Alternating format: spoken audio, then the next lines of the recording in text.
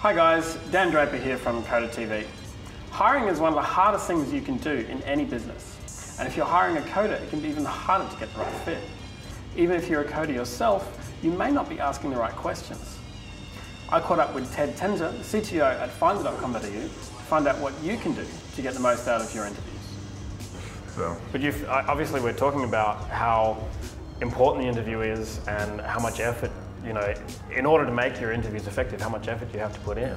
So if you're interviewing every candidate that sends you a resume, then that's clearly going to slow you down and make you less productive. So obviously things like getting coders to do tests and so forth beforehand. Right. Developers write code.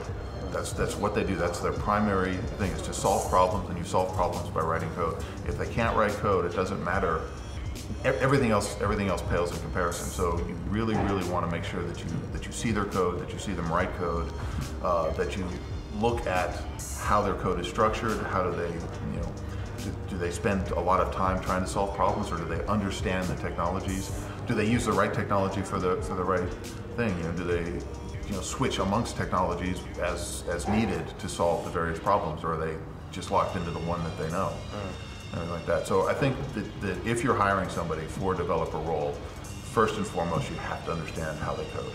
Yeah. And everything else falls from that. Do you think I guess sometimes it depends on the specifics of the role, and we talked about specifics before, but do you think if somebody comes in and say you're looking for Ruby skills, but they come in and they're an amazing Java programmer and they can solve any problem in Java, do you think there's some value in taking on somebody with a different skill set, but kind of that broader background? Very much so. Very much so. You just have to be able to, as a company, support that.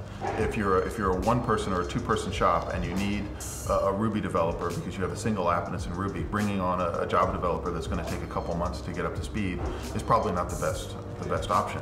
But if you're sort of a bigger company and you can absorb that learning period and everything, then yes, you definitely want to try to find people that are brilliant technologists and brilliant coders, because they can learn new technologies.